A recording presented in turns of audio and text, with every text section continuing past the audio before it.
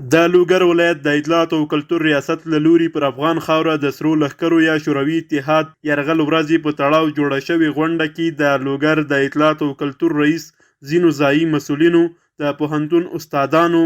دیني عالمانو، زده کړیالانو، کلتورپالو، مخورو او ګڼ شمېر ځوانانو ګډون کړی و. مسؤلینو د مرغومي یا جدي شپږمه د افغانستان په تاریخ کې نه هېرېدونکې ورځ وګڼله او پر افغان خاورې د شوروي اتحاد یرغل او ظلمونه بېساري یاد کړل. د افغانستان په تاریخ کې تر ټوله سخته او بده ورځ هغه همدغه د شپږم د جدي ده. نو دې ملګرو نه خصوصا د ځوانانو غوښتنه دا ده چې تاسې د افغانستان تاریخ دا دقیق وګورئ، په دې کې دروغ او ناروغ سره بیل کوي. افغانان د دوی په مفکوره چې کله پوه سو نو علماو د هغه وخت لکه جناب مولوي صاحب اشاره ورته وکړله، د قلعه جواد حضرات د سراسر افغانستان علما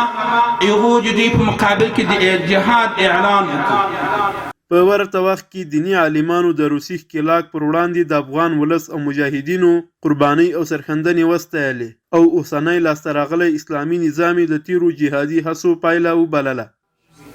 او کمونستان خلقي و پرچمي تقریبا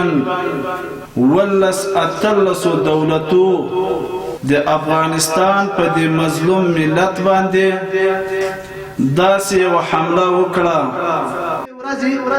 مطالعه وکړئ، د دغې ورځې هغه مشکلات ذهن ته راولئ، خپل فکر ته یې راولئ چې په دغې ورځ د موږ په خاوره، د موږ په ناموس، د موږ په هغه لوی ناموس اکبر قرآن باندې څومره تجاوز وشو. پخواني شوروي اتحاد د روسیې په مشرۍ له نن څخه 40 کاله وړاندې 1958 لمریز کال د مرغومي میاشتې شپږمه پر افغان خاوره یرغل وکړ او د افغان ولس د کلک جهادي مقاومت وروسته د 1918 لمریز کال د ثور میاشتې په 8 تر ماتې وروسته له افغانستانه ووتل.